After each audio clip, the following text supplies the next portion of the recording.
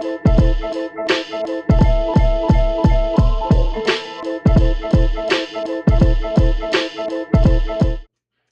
everybody, and what is going on? Welcome to our June live hangout. Uh, and then, not just that, welcome to the Movie Club Emporium if this is your first time here. And what a way to start, because this month we are talking about a filmmaker that surprisingly doesn't get a lot of he's not in a lot of conversations. However, in putting this month's movies together and watching them all, um, really should be. This month we're talking about the great Walter Hill. Uh, if you have not, if you weren't with us last week live or last month live, or haven't watched the replay, you absolutely should. Uh, we talked about the Mortal Kombat films, and that was an absolute blast. But we don't just do this once a month, so if you think, gee golly, that's not nearly enough, we have reviews that go up every single week. Last week I reviewed Scary Movie, and that was an experience. And I'll let you figure out if it was a good one or a bad one by going and watching the video. Uh, so yeah, every Sunday, 4 o'clock Central Standard Time, new reviews go up. The new one will be going up tomorrow. We'll discuss it a little later in the live. But the important thing is you're here, and the best way to help us is to invite your friends.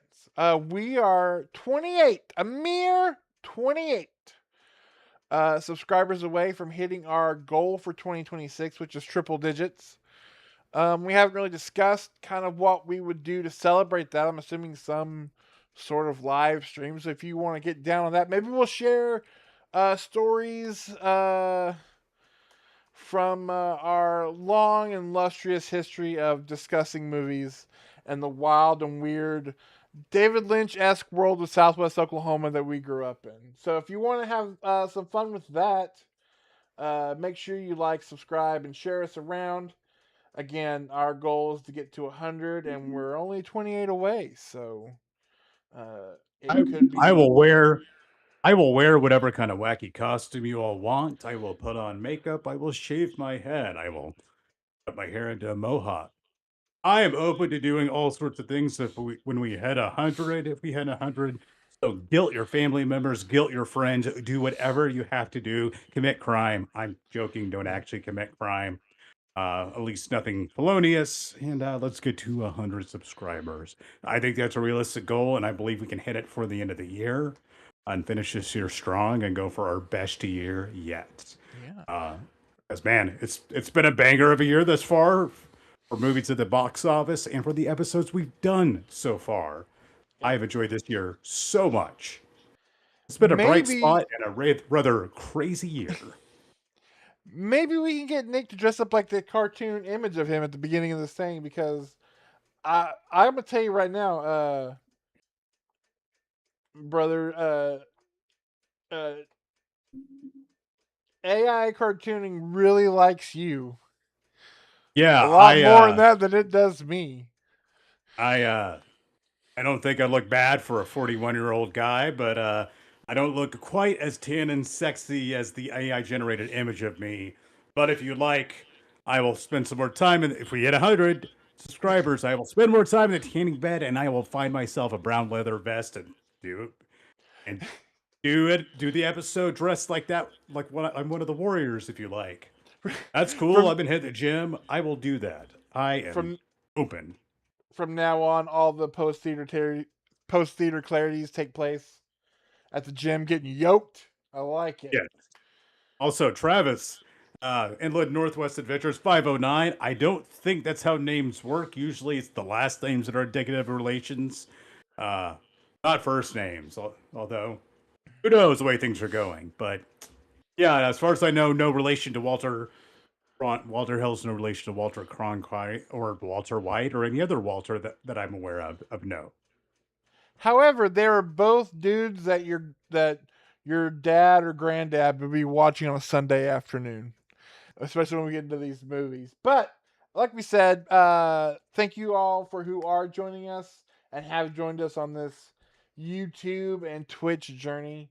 Uh, it's so cool to see that there's even 72 of you that like to listen to two uh, almost wink middle-aged men discuss movies and have fun doing it because they've been doing it their whole lives, it feels like. But with that being said,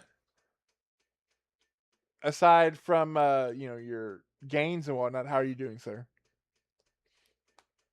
I've spent a wild ride lately with work and everything. I was telling Jason here before we hopped on here, my wife brutally broke her toe by dropping an evaporative cooler on it.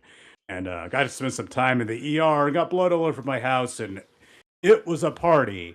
It's bad when the ER doctor comes in, looks at her toe, and goes, "Oh, honey." It was, yeah. And later on, she used the term while she was working on it. Oh, hamburger. It's like said. I asked the doctor, "It's like, is that a medical term for it? Hamburger." Uh, she was pretty funny. Uh, so yeah, dealing with that funness and the absolute craziness of my middle-aged adult life with jobs and friends and family members with health issues, and in between trying to watch some movies. And yeah, I say this: other things in my life might be going a little wild, but the movies are awesome. And yeah, how are you doing, pal? Doing good. Same old work life stuff. No trips to the ER, thank goodness, knock on wood. I do get to spend the week batching it up because Amber is at her mom's house there. She's having some procedures and stuff done, so she's up there for the week. So it's just me and the boy who's never home. So it's like living by myself with a cat. So I'm full blown cat man lady now, cat lady now. So there's gonna be a lot of like hamburgers on sliced bread for dinner for the next week, but otherwise, plenty of time to get caught up on some movies and stuff I need to watch. Hamburgers on sliced bread is an underrated Oklahoma delicacy. Uh, I've had many people in my life, and they're like, "Oh, make hamburgers," and I serve it on sliced bread, and they're like, "Oh, why not hamburger buns?" I'm like, "It's the same thing. Why are we buying special different bread?" Yeah. Well, it's shaped different. No, I slice bread. Have it on sliced bread. Come on, eat it Oklahoma style. Oh, by the way, do you know? Apparently, there is an Oklahoma style burger that is It's I've the heard making the rounds. it's Yeah, the yeah, the onion burger, which is terrible because I hate onions. So I hate my own state's burger. well, But well, kind of par for the course when it comes to I try. Oklahoma.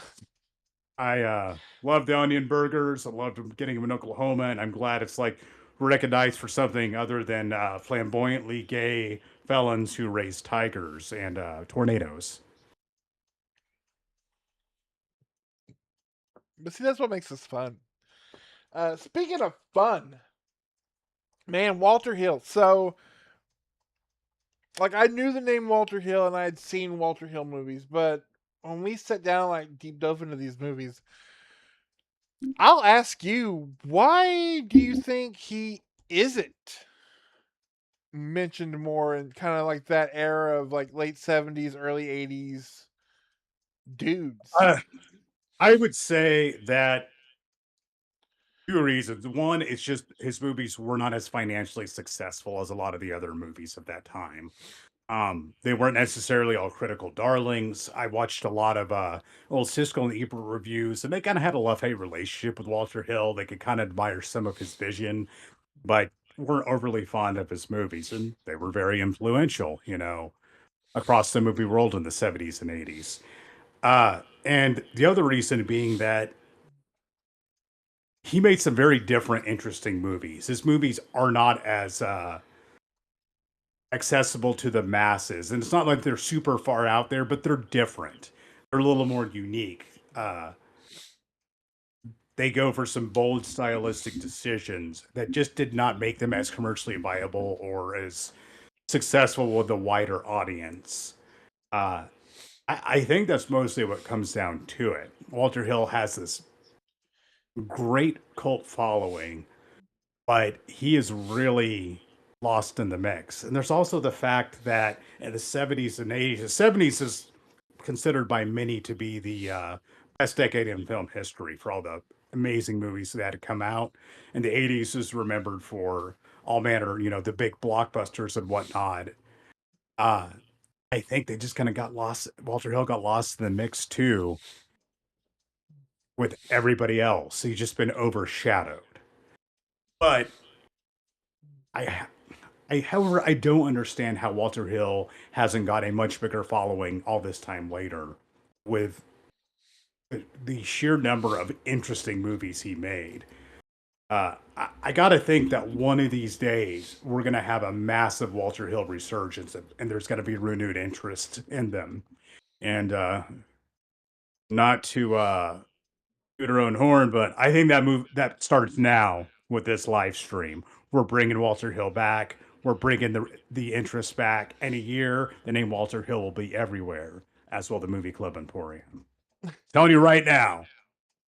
No, I agree with you because like when you think when you think of the big Walter Hill films, you're like, okay, so he's an action guy. He's like he's an action guy. And we picked 6 movies, and 5 of which I guess you could classify as a sort of action movie. However, not one of these movies is like any other one in any way, shape, or form. And like you said, he didn't have the kind of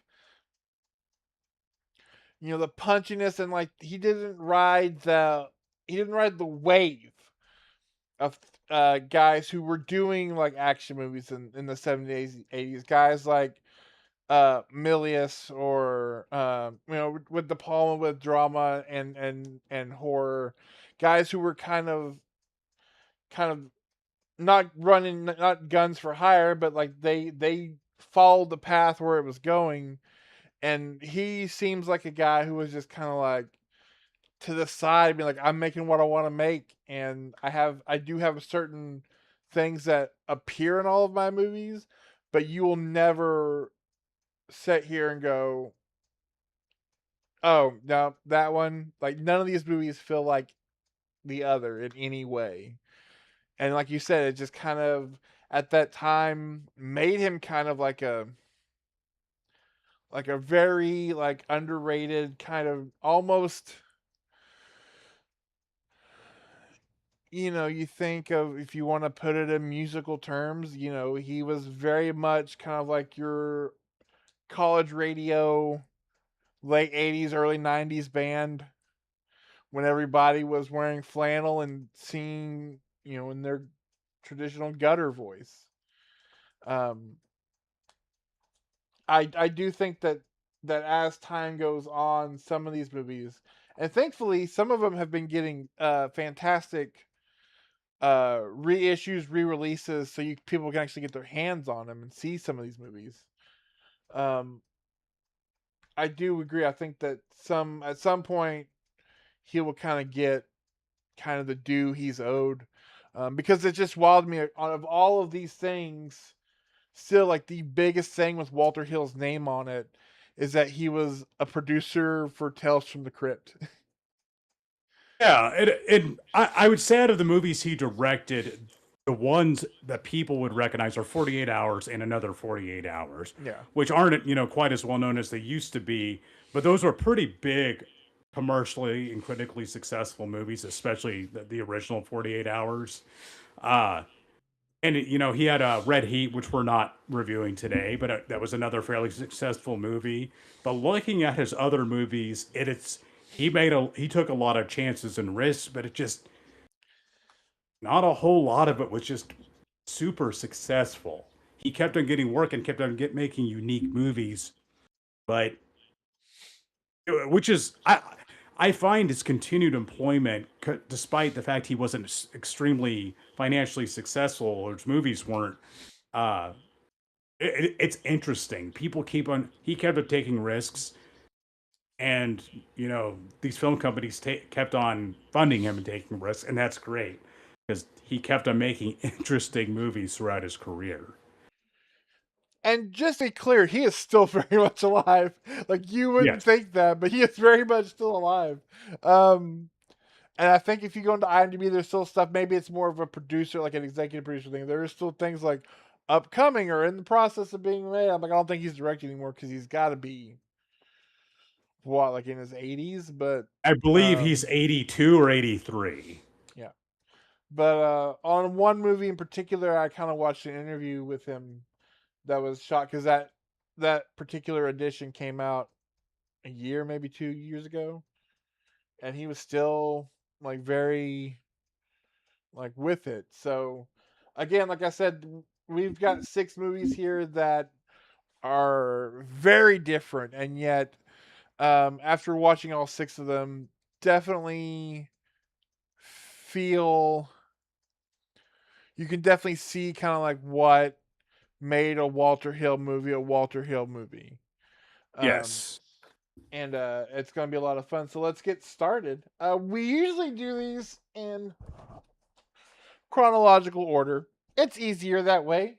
However, we are going to forgo that because honestly, the biggest of the movies are we want to save for last. So um, we're going to start with his 1989 film Johnny Handsome, which is a movie I had never heard of. But looking at this cast, I cannot for the life of me tell you why. You have Mickey Rourke. Um, he's playing a former gangster who looks like a Buffy villain. Like this, like Elephant Man esque makeup they have him in is it's good and effective, but also kind of sad because it kind of foreshadows kind of what would happen to Mickey Rourke. Um, Yeah. but he and his like I guess like basically the one guy who treated him like a person, not Scott Glenn, Scott Wilson, Herschel from The Walking Dead. Yep. He's got a big score and he just needs to get this score and he's done. So he teams up with a uh, 1989 Lance Hendrickson and Ellen Barkin. Ellen Barkin looking as hot as ever. Although I feel like with her the way she acts in this movie, Buckaroo Banzai would not approve. Nope. Um, and Lance, hey, look, I'm not somebody who would ever think to like just spat out any kind of like survival tips to you. However, if you ever find yourself doing anything on the down low, uh, with a dangly earringed Lance Hendrickson, chances are uh, you're gonna get screwed.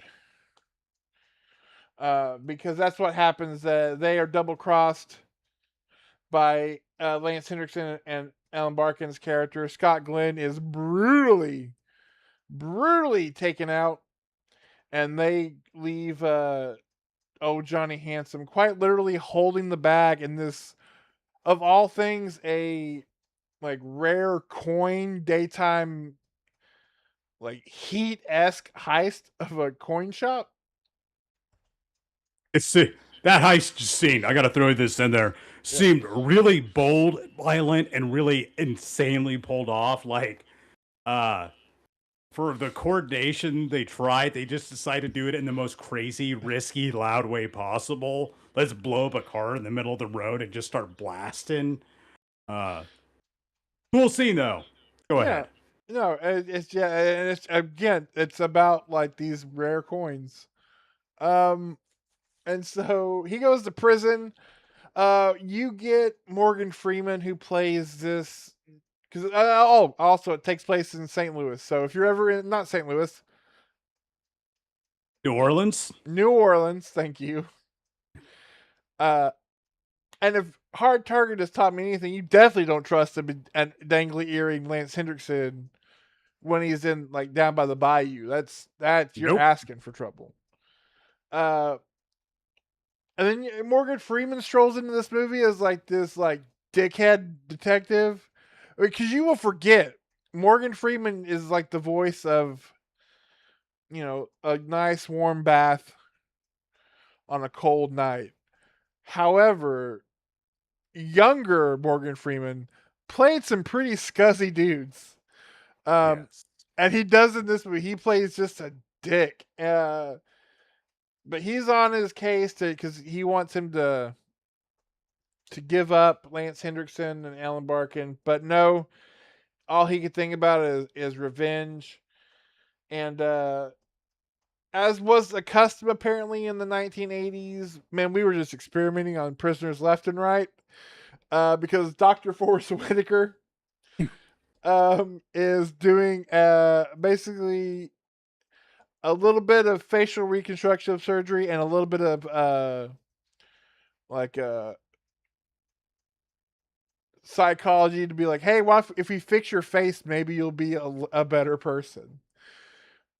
And so they do. I will say that the funniest part of this is he because he had they're he has these he's very hydrocephalic, um cleft palated, and so he is doing this borderline offensive voice as somebody who would speak with a cleft palate.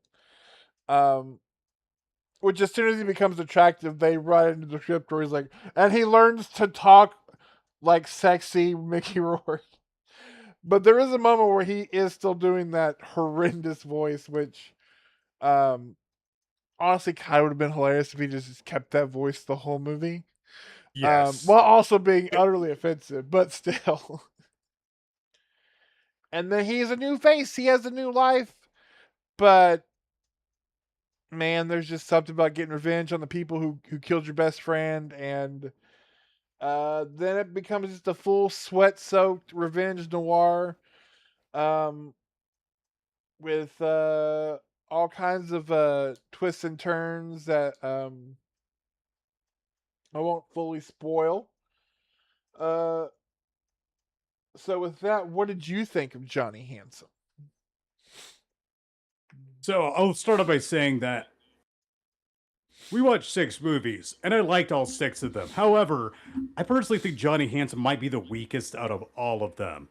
It's, I think it's a decent movie. It's very stylistic. Mickey Rourke, I mean, looks when they fix his face, he looks. You forget once upon a time he was a very handsome, dashing, charming guy, and I think he's very good in this role. Acting under prosthesis. Yeah, the voice is a little bit on the offensive side, but he's trying to work with what he had. Uh, the idea of giving this guy a new lease on life, like, kind of doing the social experiment and fixing his face and letting him go back out and re enter society, it's a cool idea. But it just doesn't feel like it does a whole lot with it. We get it at the beginning, and then it never seems to fulfill the interesting premise to me. I think this winds up being kind of a good revenge noir movie. Uh, Starts at a cast Lance Henriksen in it, looking straight like he's walked straight off the set of Near Dark, playing Jesse, with his outfits and everything. Uh, um, you have Michael Ironside shows up, That's right. and You have some pretty. No, sorry, I'm looking at the wrong notes. I was looking at Extreme Prejudice. Like, wait a second, I don't remember Yeah. Michael Okay. I Ironside in was this like, movie. wait a minute. Yeah, Michael Ironside. A lot of people crossed over this movie. Um, like so many of these movies, it's just got this all-star cast, and the acting in the movie is great. You have Morgan Freeman coming in and out of there. Of course, the young Forrest Whitaker. You have it's like the shootouts are it's like brutal, and that's one thing Walter Hill knows how to do: is shoot a good brutal action scene that have this sense of raw realism.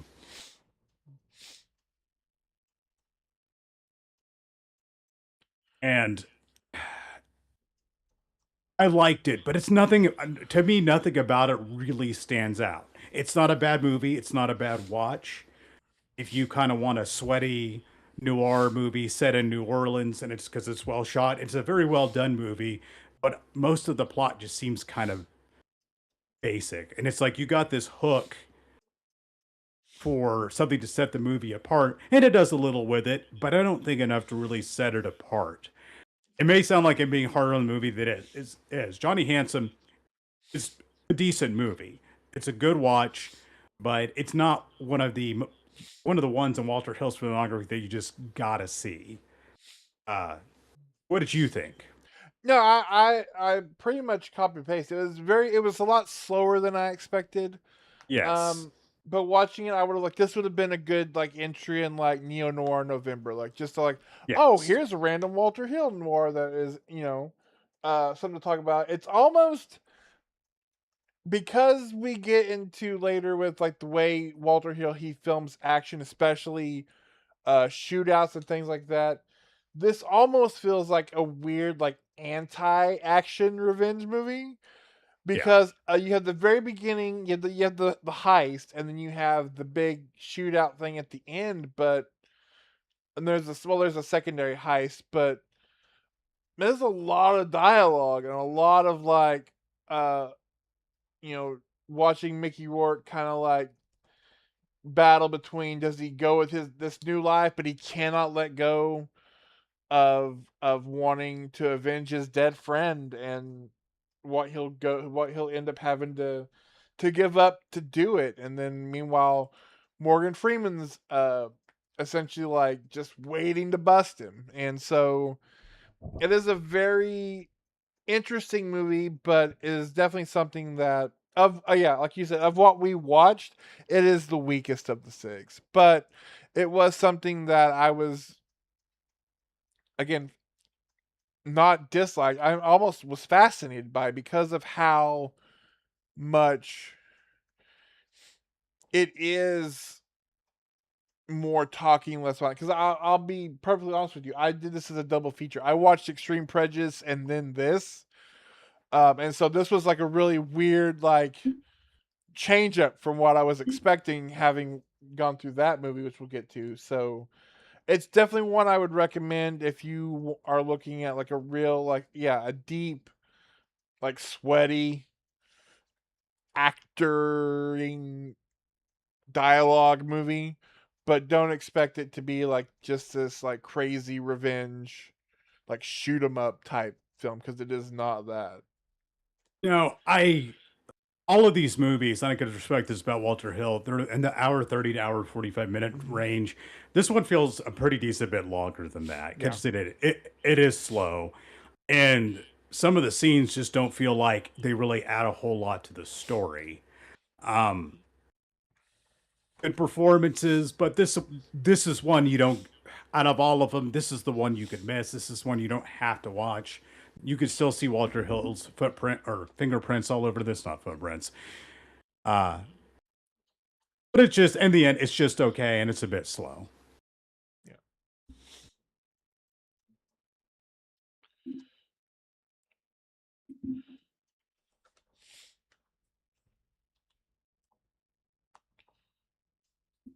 But we're hitting Extreme Prejudice next, correct? Yes. Extreme Prejudice from 1987 I don't think is slow at all. And I will be honest, I don't think any of the rest of these movies are slow or can have any accusation of being slow. This is one, for some reason, the cover always stuck out to me as a kid. And I don't know why. This doesn't look like the kind of movie that introduced me when I was young. The cover always stuck with me, but somehow I never watched it growing up and never caught it on TV. Because this really, really seems like the kind of movie that would come on USA Network on a weekend afternoon and I'd watch with my dad. Because it's kind of this neo noir western, and you get again with an all-star cast because you have Nick Nolte, Powers Booth, Michael Ironside, who's in this movie and definitely not in Johnny Hansen, and Rip Torn. Uh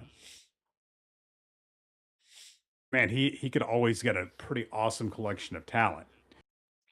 So what we have here is we're introduced at the beginning of this movie, and I really love how it opens with you kind of see these dossiers on these five army guys who are involved in various operations, but you see these dossiers on them, and every one of them it says they were killed in action or died in a training accident or something to that effect. All five of them are dead, but they're all meeting up at an airport, so clearly they are very much alive, and they're going down to the U.S. border to execute an operation, this covert op. Meanwhile, down to the border, we had this power struggle going on between Nick Nolte, who's this hardened Texas Ranger, and a drug dealer and former friend of his, played by whose name is Cash Bailey, which is an awesome drug lord name, played by the great Powers Booth. And we get a bit of a love triangle going on too with Maria Conchita Alonso as a woman who's been involved with both of them.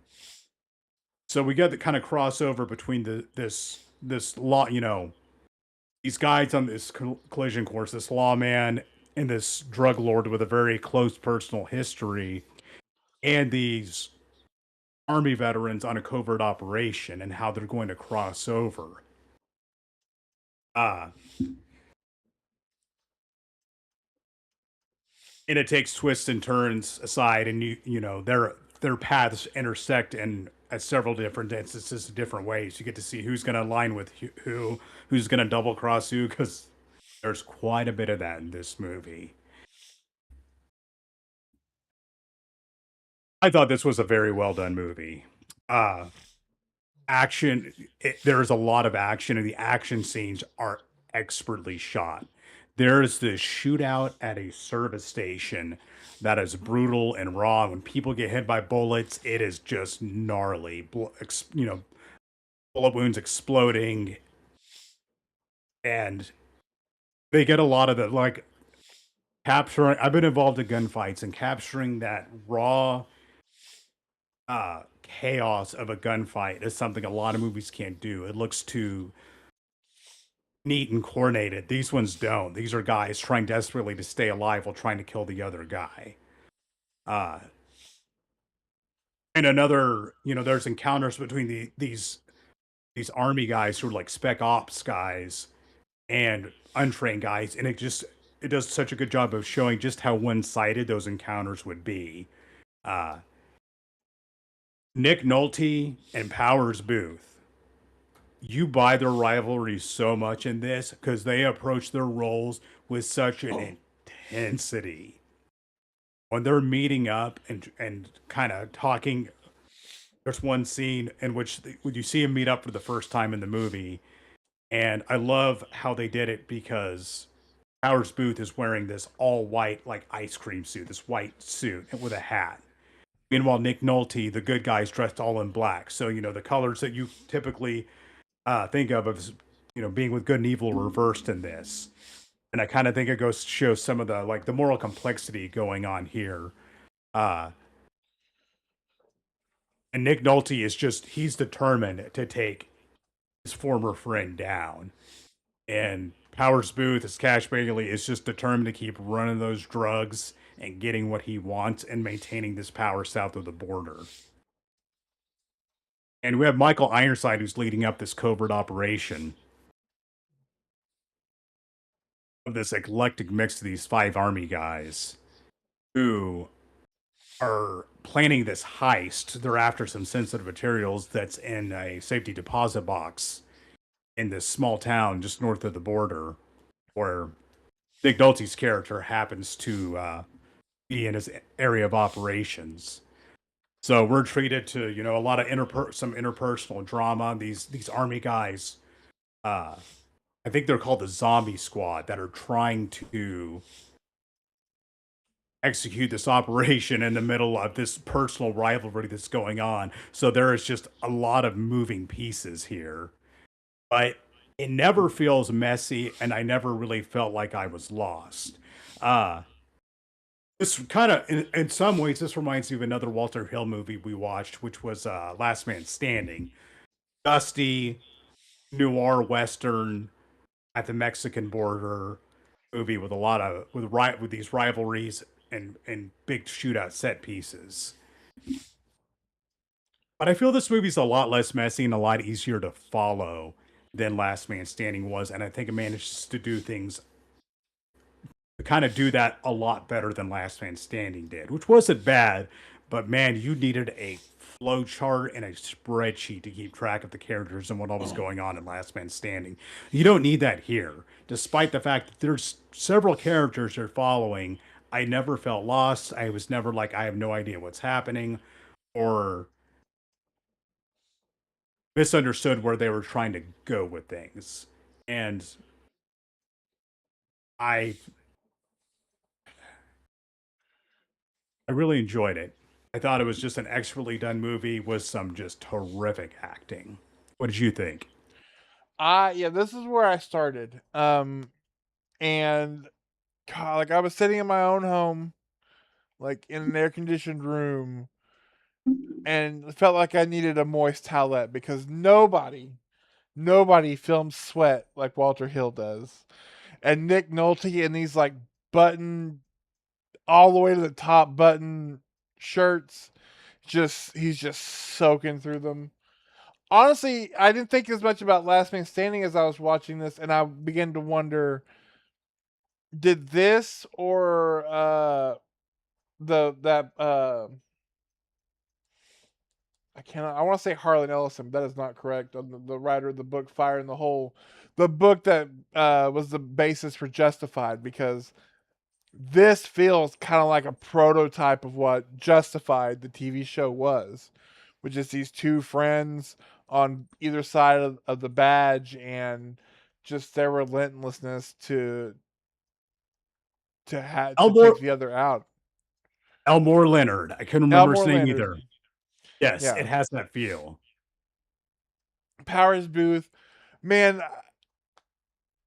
there are very few people who could play like just this to simultaneously ooze charisma and scuzz better than Powers Booth, because he does it here. He did it in Deadwood. Um, for a long parts of the movie, he does it in Frailty. He just comes off as a total scumbag, but with like the biggest shit eating grin. And then you add in all the guys like, Michael Ironside, I love, Cowboy Clancy Brown, Yes. William Forsythe, um, trying to out scuzzy, gross out everybody. Um, and then like the big Mexican party shootout, like you said, where just dudes are like bullet wounds pop like water balloons, and it all comes down to this draw over for this woman. Um, and I love her in this movie. She's so fantastic. Um, and then the ending just feel like I was watching this ending going, man, it kind of feels like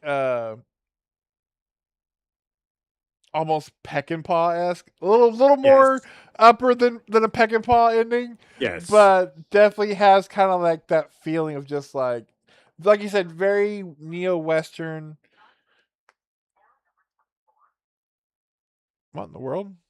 Um, just absolutely was an absolute surprise for me, and I really did enjoy it. This would make a good double feature with Bring Me the Head of Alfredo Garcia for those sweaty movies. at the Mexican border and all the insanity that goes on there and the crime. Um, that even though this one gets pretty dark at times, that's still more upbeat than that movie. But I pretty much most movies are more upbeat than that movie, even though it's excellent. Just I can't just gotta. This is like if you want to talk about dudes with some of the greatest intense stare you down stares in Hollywood. Powers Booth, Nick Nolte, and Michael Ironside could stare down anybody. The way they look at you, it's just like they like stare through you, and they look, and it's just like I want to look away in the screen. And it's like the scenes where Powers Booth and Nick Nolte are just talking to each other. There is such a palpable level of intensity in those scenes, and it is great. The acting in And, this movie's great. It's well shot. It's got a lot of great action. How's this movie not better known? This is another one that's kind of been forgotten. Uh, I I thoroughly enjoyed it, and I think it. I remember it's like looking at the cover and kind of getting an idea in my head of what it's about. Then watching the trailer, I'm like, wait, now there's 5 special forces guys on a mission, but it works. It manages to juggle these very different things and mix them together, and it all feels cohesive. And damn, that's an accomplishment here. Because this movie in worse hands would have been a complete and total mess. And it's yeah, not at all. and just something I just kind of came to mind sitting here thinking about it is like Nolte. Nolte has he says like maybe 20 lines in the whole movie. And then thinking about when they were talking about making Batman 89, that his name was batted around. And of course, my most of my relationship with Nick Nolte is like the very like the memeable films of Nick Nolte. But watching him in this, like you said, the intensity, I'm like, yeah, he could have been Batman. He comes across as a dude that's just like you do not want to mess with. And it's once upon a time, Nick Nolte won Sexiest Man Alive, which is kind of weird. You think about it, we think of the Nick Nolte mugshot and whatnot. But let me tell you, you watch Extreme Prejudice, you understand why. That dude oozes charisma and intensity. He is great. I need to go find some more Nick Nolte movies where this kind of Nick Nolte is in it Yeah. because damn, he was good. Damn fine cast. Damn great neo noir western. Yes. And since I totally screwed up the order that I wrote out, we're Yep. gonna do the one.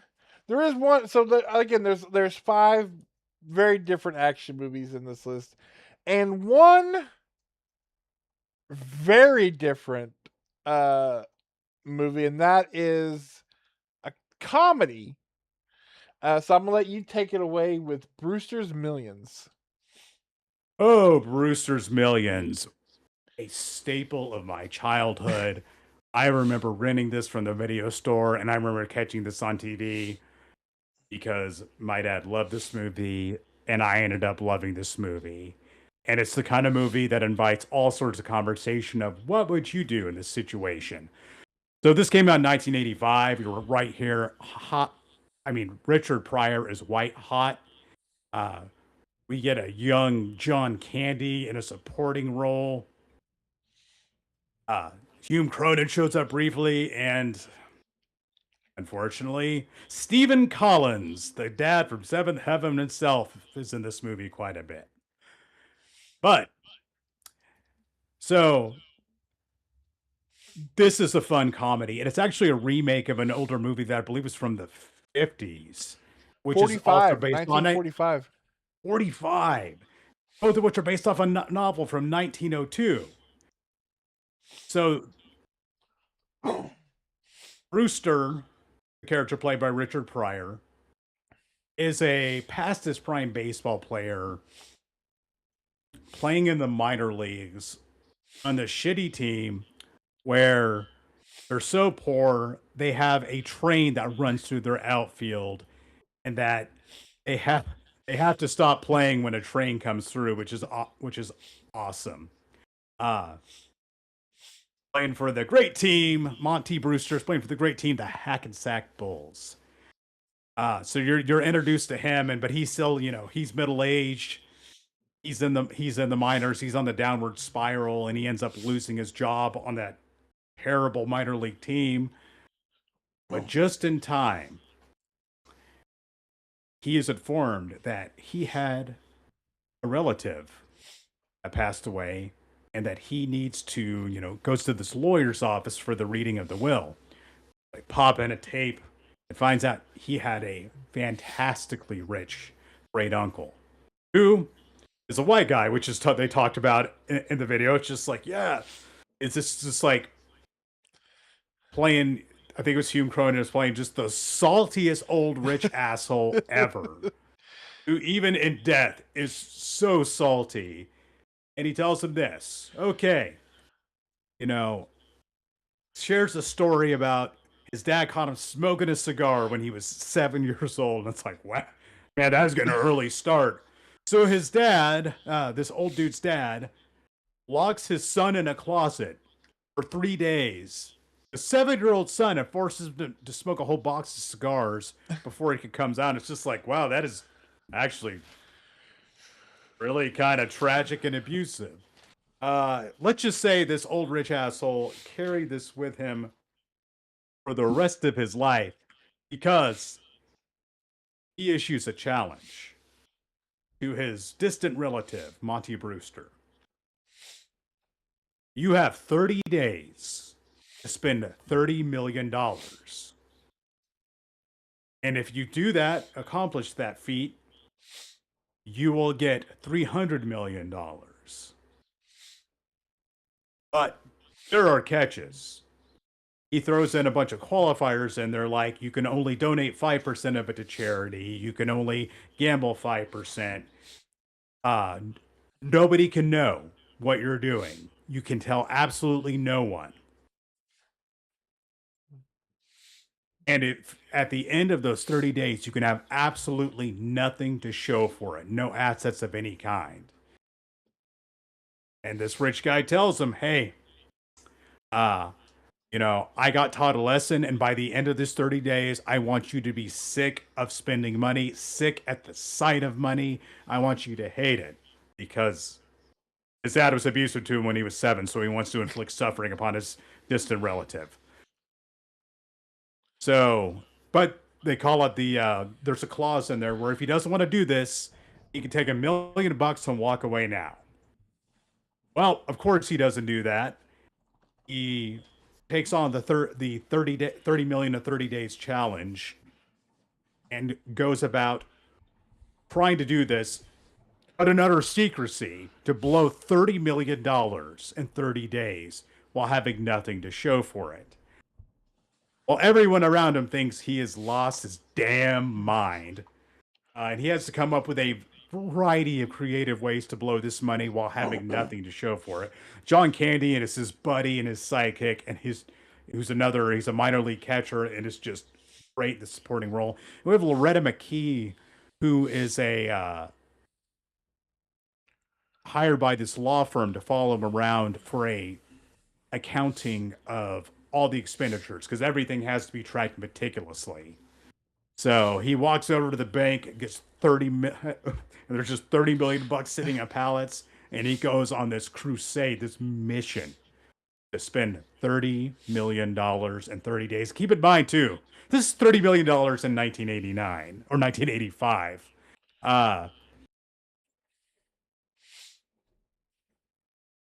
So real quick,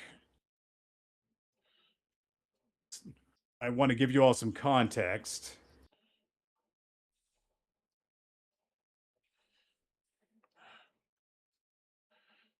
See, you didn't expect math on this live stream, did you? You never know what we're going to do. Yes. I looked this up, but I didn't write the number down. That's $93 billion in today's money. Adjusted for inflation, $93 million if you were going to do that these days in 30 days. That's a staggering amount of money, and with the rules put on there, you kind of figure out it would be difficult. But that's the fun of this movie is figuring out, what would I do in this scenario? So Stephen Collins is the scuzzy, preppy, yuppie asshole boyfriend of this woman who's also, Monty Brewster's interested in, who's doing the accounting for him. So he shows up in the movie, and he's just one of the most punchable character in any of these movies. He's utterly hateable, and Stephen Collins is a legit terrible human being. Fuck that guy. And on that note, what'd you think of Brewster's Millions? So like you, I remember this being on like either TBS or USA all the time growing up. Um, and this honestly is kind of like my Richard Pryor movie because like I was too young to see Silver Streak. Thankfully I was introduced to the toy, and had that normalized for me as a child. Um, but this and Superman 3.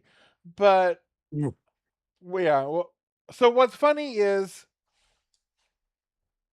watching this movie now and thinking about other movies kind of like in this vein, things that have kind of a similar kind of tone to it. Something like Trading Places or Yes. oh, there's a movie. It's Mel Brooks actually accidents him and Anne Bancroft. Is it Life Stinks? Where he's like a I rich think that's guy and it. he Yes. becomes homeless. Um, but what's so funny is now as a kid, I think I really would have loved something like Trading Places more. And again, I'm watching these on television, so you can't be like, well, because that one has Jamie Lee Curtis's boobies in it. Like that wasn't a factor. I was watching it on TV because it's a very Landis plays a lot. There's a lot of it's a serious comedy, but it also has a lot of slapstick in it.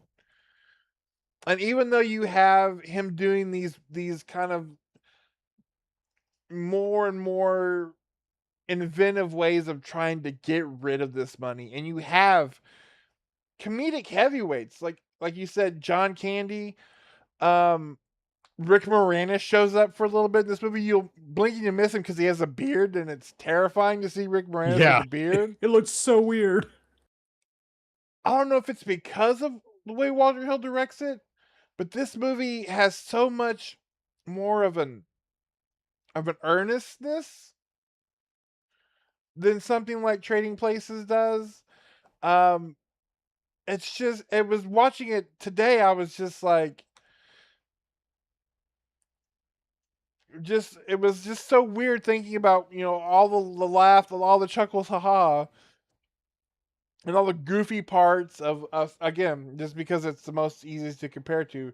In fact, one of the bad guys in this is one of the bad guys. I'm surprised they didn't get both the Statler and Waldorf characters from Trading Places to be in this movie, because one of them is, um, Yeah. which would have been kind of an amazing cinematic universe type thing. Like these two, these two That would have been adult Muppet, awesome. like real life Muppet characters, are just like uh affecting people's lives like this. But I don't know. Like I said, just watching this one, there are a lot of funny parts. This movie, like you said, the train, the opening like scroll where it's introducing him, and it's just like the line is it says he was a relief pitcher in the minor leagues of life, and you're like, God, I don't know what it is. It just because Richard Pryor can be a very big character. Um, like I said, and I love him in those Gene Wilder movies, but there is just something that he gives that's just so much more. I don't like I said, earnest or emotional. I don't know what it is in this movie that even in that kind of that genre of this type of comedy makes it very unique. But I, like I said, this has always kind of been like you. But this is kind of my Richard Pryor movie. But well, I hadn't seen it in, good God, 20 something years.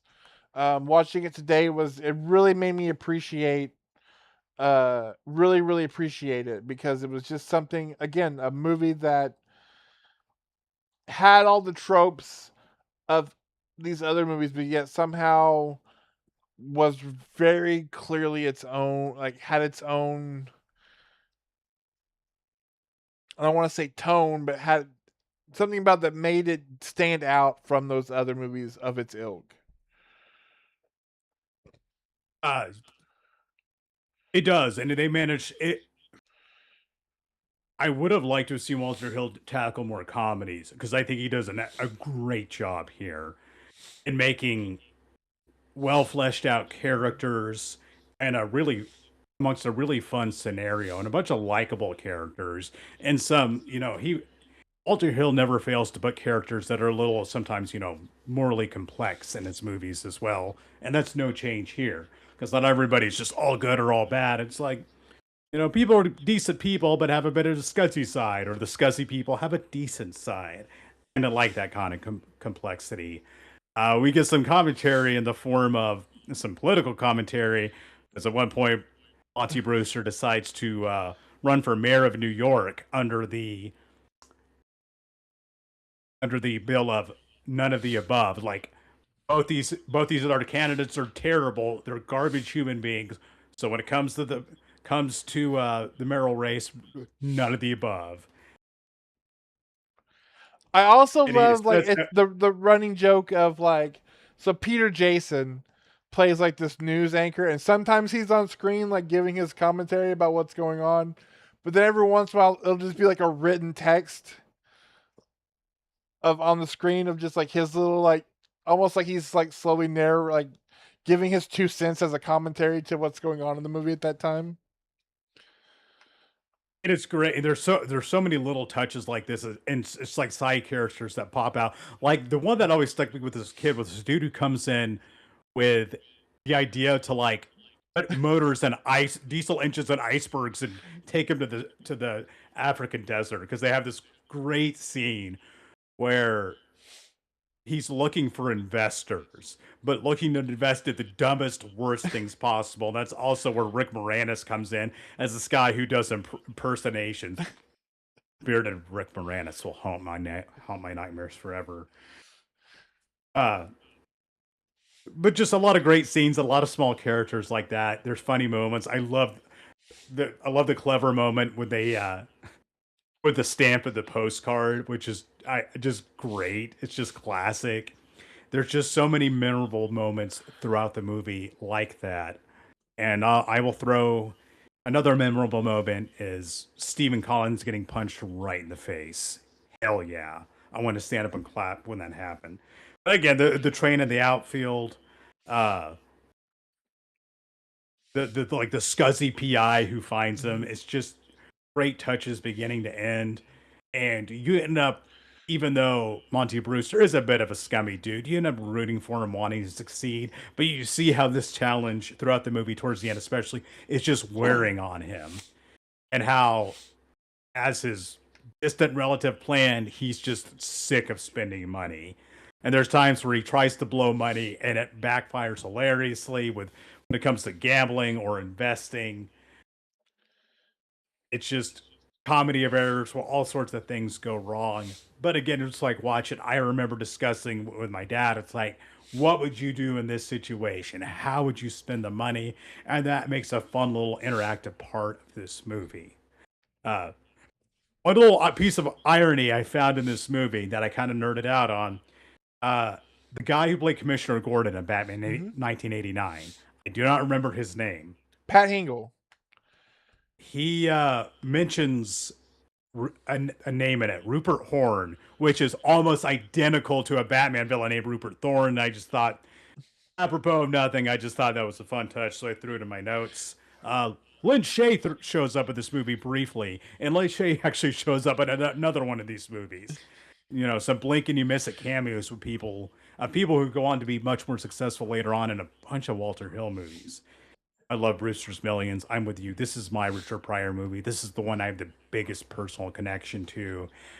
I think it's a little different kind of comedy. It's a very different kind of Walter Hill movie, and I loved it. I hadn't watched it in many years, and it was so fun to revisit it. It's, be honest, it's even better than I Mhm. remember. It is such a good movie.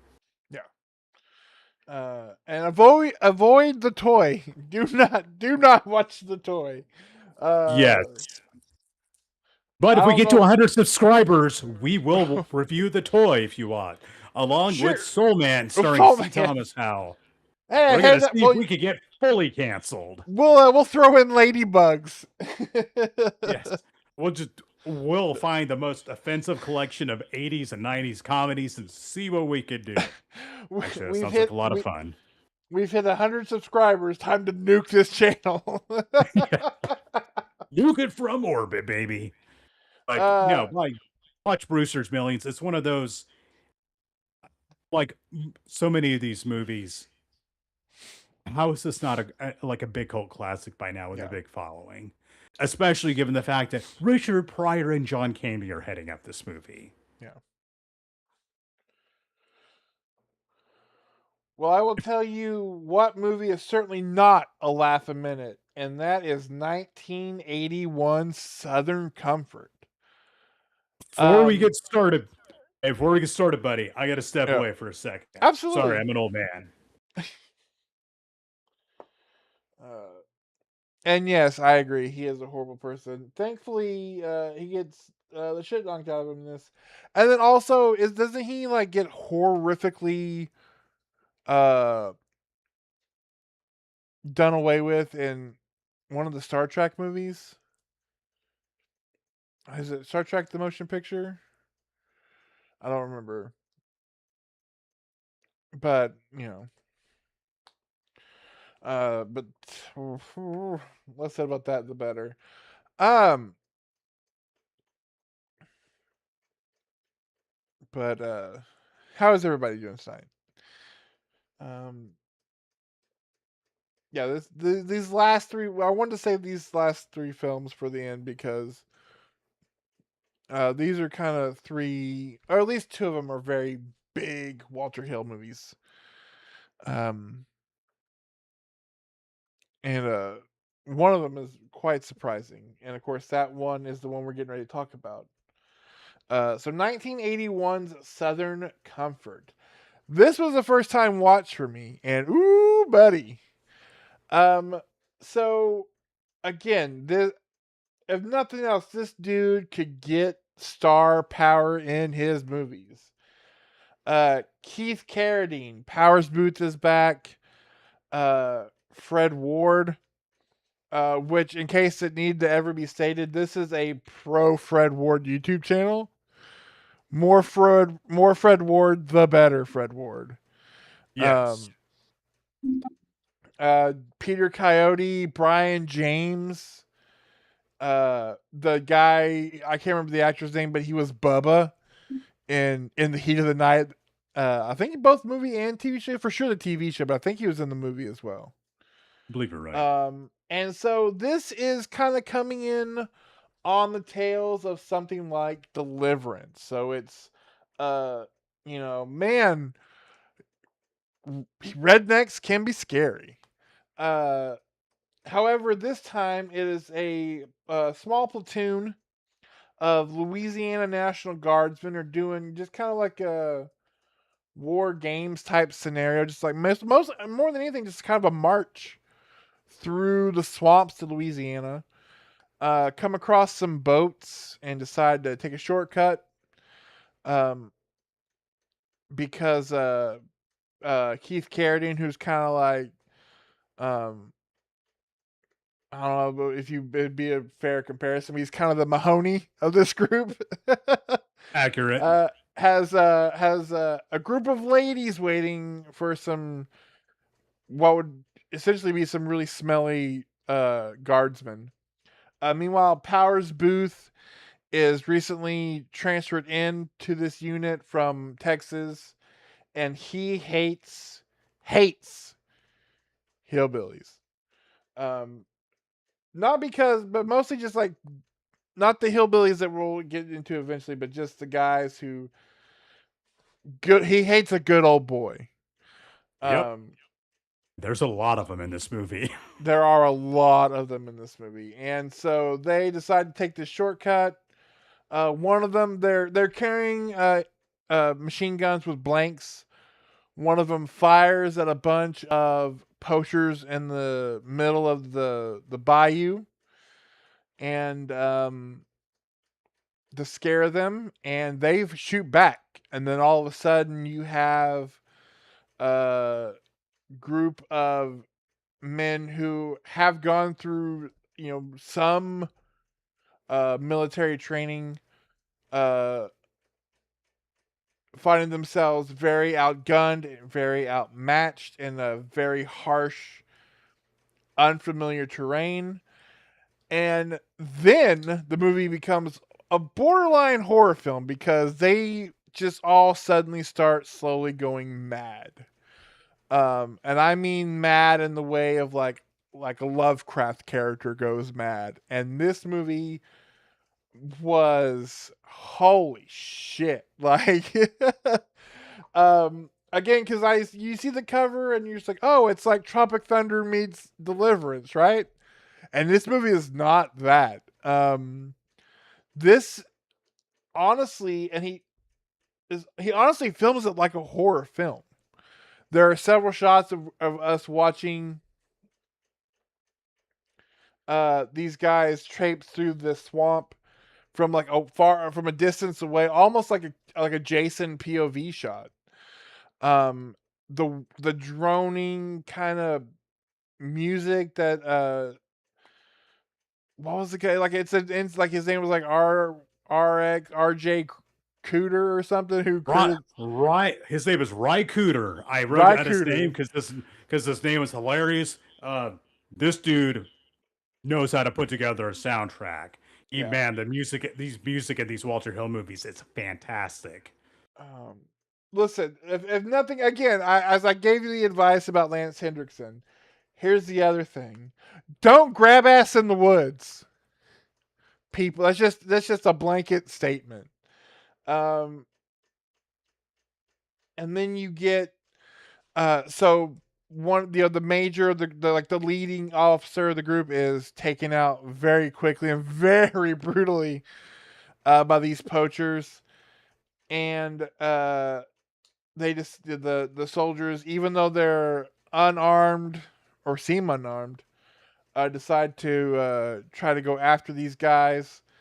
Um, Fred Ward is very much kind of the driving antagonist within the group. Even though this is a pro Fred Ward YouTube channel, he is, he brings real bullets in a time when they really didn't need them. He's antagonizing everybody. He is definitely the good old boy type that Powers Booth is trying to avoid. So him and Powers Booth clash a lot, which comes down to an epic bayonet fight. Um, the dude Bubba from In the Heat of the Night, they call him Coach because he's like a high school football coach. Goes absolutely batshit nuts, starts painting crosses on his chest and blowing up shanties. Uh, and so again, slowly these guys are just slowly going like insane one at a time, and they're just being picked off one after the other. There's a scene uh, where they come across just 8 disemboweled rabbits hanging in the swamp. Because there's 8 men in this platoon. Uh, it's man, it was just like the whole time you're just kind of finding yourself like holding your breath as you're watching the movie. Uh, I will say this though, to kind of because I thought I had it earlier and I wanted to come back to it. Fred Ward in this movie. I'm watching him in this movie and thinking about some of his other stuff. This is a weird observation, but one that I feel like I should make, and I'm be curious to see your reaction. Fred Ward is kind of like our dad's John Bernthal, which That's kind of makes accurate. me which kind of makes me sad. I love Dolph Lundgren's Punisher. It's kind of low key my favorite Punisher movie, but a grizzled Fred Ward Punisher movie is kind of like one of the greatest things that never happened. Okay, he could have been. I think he could have been a great Frank Castle. Never occurred to me, but no, I could have seen that. He definitely looks the part too, and just Yeah. like this grizzled, deadly combat vet turned deadly vigilante. Yeah, I could see that. Um, of course, again, as much as we love Fred Ward, Brian James shows up as a one-armed Creole, um, who, for the most part, very plays it very subdued, which is kind of different for me for a Brian James role in a movie like this. I want to get to the ending here a little bit, but I want to jump in here and get your thoughts. What did you think of Southern Comfort? You're right. This one is a borderline horror movie. You could argue it is a horror movie. The way it's shot, the way everything unfolds. Uh, I know some people are probably going to. People have an idea in their head about the military and how competent they are. Uh, People tend to overestimate how skilled and competent a lot of the military are. Now, take that and apply it to the National Guard, who are like the JV reserve leagues of the military.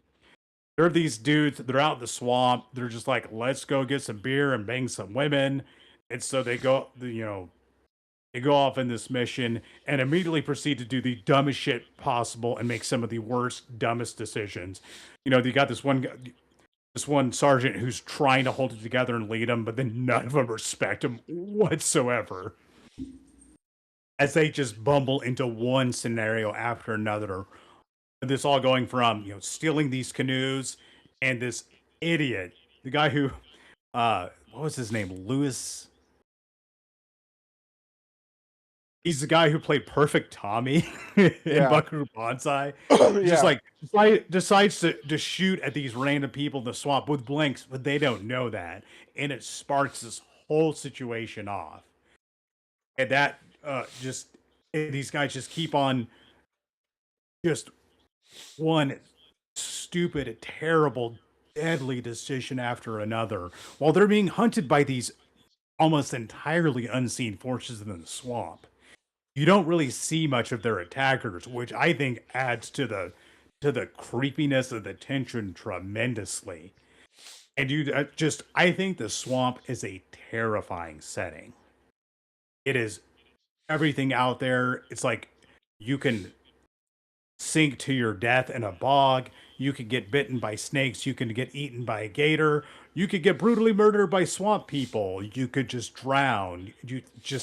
It is a hostile environment. And this movie uses that so well. Uh, Fun fact, the worst duty station in the army I heard from multiple people is in Louisiana, Fort Polk, because Louisiana is a miserable bug and alligator filled swamp and full of hillbillies. I know, I've got a lot of family from Louisiana. There's something else. Again, a great cast who really sell this movie, and it's just like I believe him in these roles. The dialogue is realistic. This is really how a lot of like good old boys in the army talk, and everything about this feels grounded. Like this could really happen. And these guys are stuck in this situation. They are carrying guns, but hardly any ammo, like live ammo to fight back against. And are just watching them getting picked off or lose their mind or turn on each other.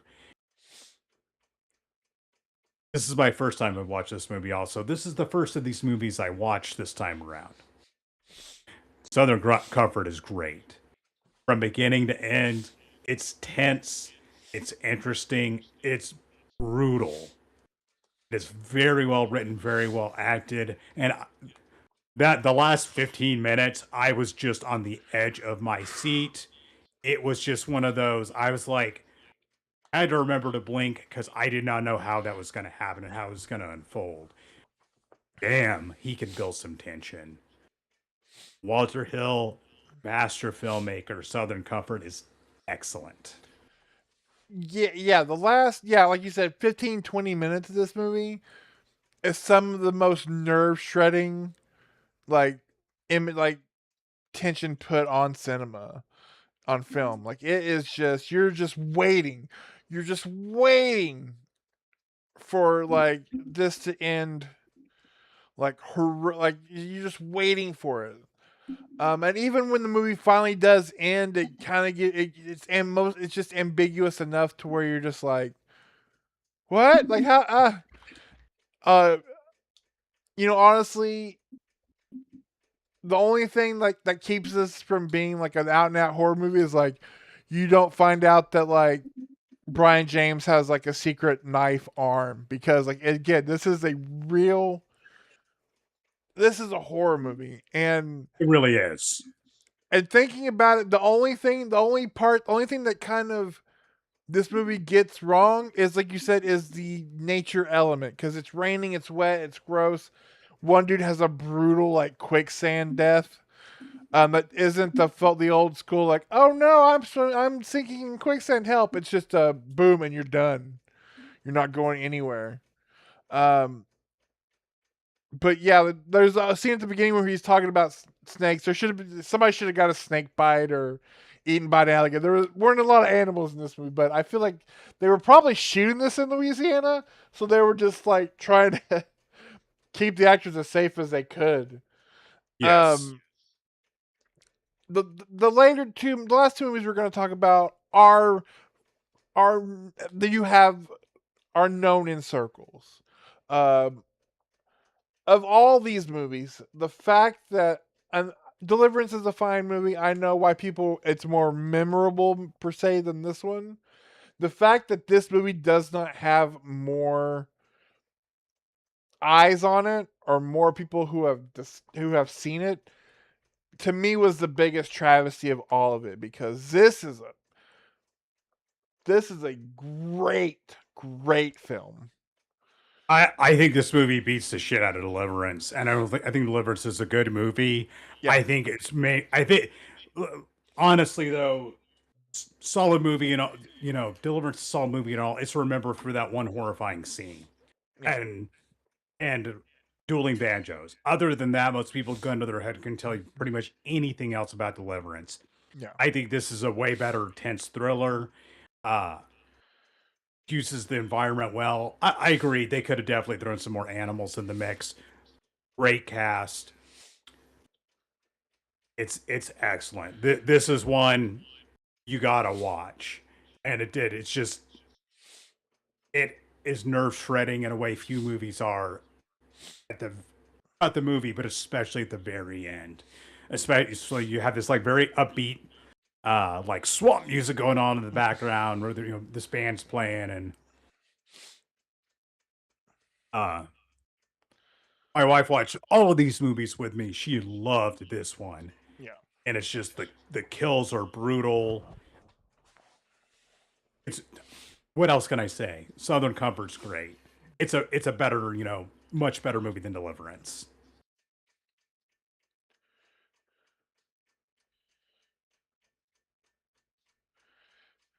We're switching gears majorly here as we go from a swamp horror thriller to a rock and roll fable. And out of all of the movies we were choosing to watch here, this is the one I was most looking forward to. Because this is a movie that, for some reason, I have never seen, even though it seems right up my alley. And it's 1984 Streets of Fire, a rock and roll fable. How do I describe this movie? It is like an action drama musical. Uh And a rock and roll fable, I think, is a very good description of this. The movie opens up saying, in another time, in another place. This movie's ambiguous about when exactly it's supposed to take place because we have a lot of elements of the 50s and a lot of elements of the 80s. And this is all on purpose. I look at this is not the real world. This is kind of a separate, this is like a separate, different world where various timelines have kind of converged, and we have a lot of elements from several decades. Uh, so there's this very successful musician played by an adorable Diane Lane named Ellen Aim. And during a show, she gets kidnapped by a extremely dangerous and terrifying looking biker named Raven Shattuck, played by a young Willem Dafoe masterfully. He looks terrifying in this movie. And talk about intensity. Holy shit, does he have it? She's taken. So her boyfriend slash manager, played by, hey, Rick Moranis, who's this kind of the scuzzy music manager guy, enlists the help of her former boyfriend, Tom Cody, played by the man who would be king in the 80s, Michael Pere. Offers him $10,000 to go and rescue her from this giant biker gang. Along the way, Tom Cody meets up with another gun-toting badass played by Amy Madigan.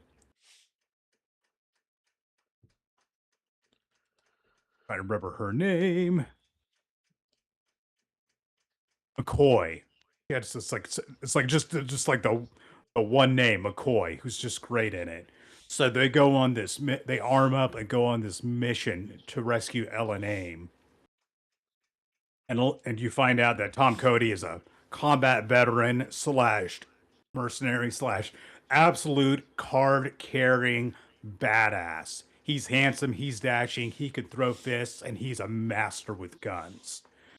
All of this culminating in a final showdown between Tom Cody and Raven Shaddix, with a lot of musical numbers in between, some great rock performances, and an incredible rock and roll soundtrack. This movie was done with all of the style. You got this kind of urban hellscape setting.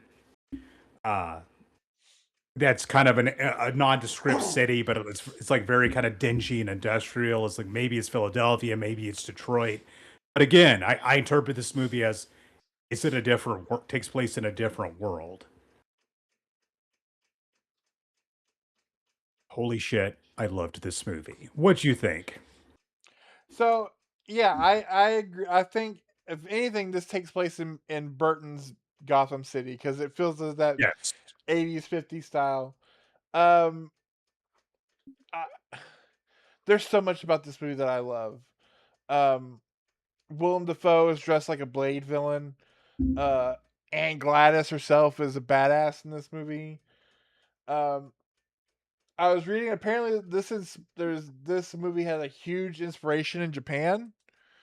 Like parts of this movie inspired like a ton of anime, including Akira.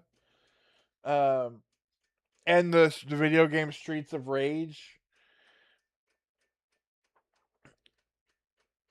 I love so much of this movie. There are two parts of it to me that, and it's a movie that I reviewed years ago, which I think you can find on the Facebook page. Of course, they only don't call them videos; they call them reels now, so they're terrible to find. Thanks Facebook, but um, rewatching it today, kind of like I was more perspective. I was more open to it this time because I think going into it not knowing anything, I felt it was going to be more musically more musical than it was. And in fact, I think in my original review, I said it feels like this was a musical that had the musical numbers cut out of it. Because there are parts where it feels like there should have been like a musical number inserted. Um, I like Michael Paré. Um, I think he's better than the original choice, which was going to be Tom Cruise. I like Tom Cruise. That would Yeah. have been a weird miscast.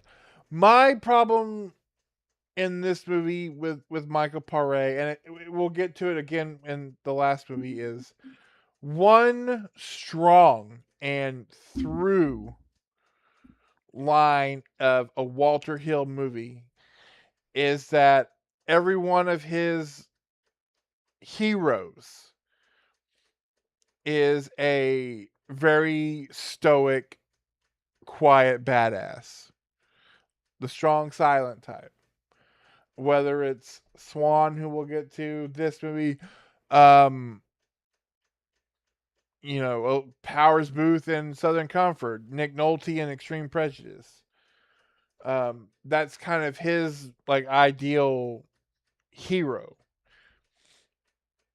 And to me, because this world is so much bigger because of the over not over the top, but like the world he's built in this movie is so much bigger than that. Um, to me, Pare, while cool, feels like the weaker part of the movie because all the other characters are so big. And I said it then, and I kind of still agree with it. Bill Paxton pops up in this movie very briefly. And while this is 80s Bill Paxton, so he's usually playing a loud asshole. But I think Bill Paxton could have he would have had the bona fides of badass, but would have brought a little more like presence to the role. Um, Other than that, man, I love the music. Jim Steinman, those two Jim Steinman songs. And if you don't know Jim Steinman, you do. Because any of You, these songs in this movie that sound like Meatloaf sang it, it's a Jim Steinman song. They're fantastic.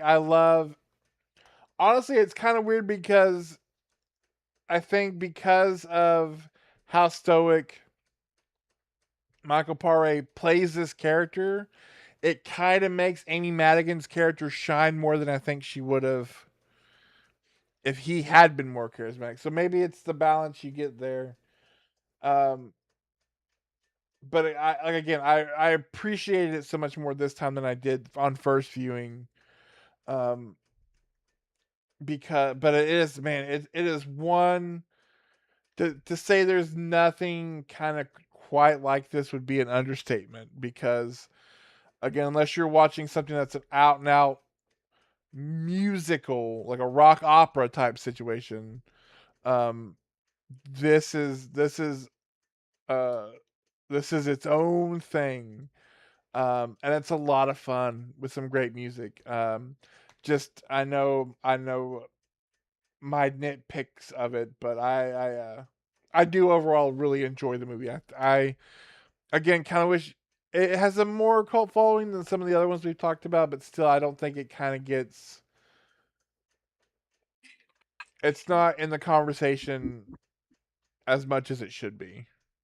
it absolutely, this movie's got to be rediscovered. It is so unique. It's so interesting. It has such a dazzling visual style, such amazing music. I love the array of characters. Uh, I think Tom Cody being played the way he does works. I think you have a lot of interesting characters, a lot of vibrant characters. You have Tom Cody as the straight man, the man who's, actions speak louder than words.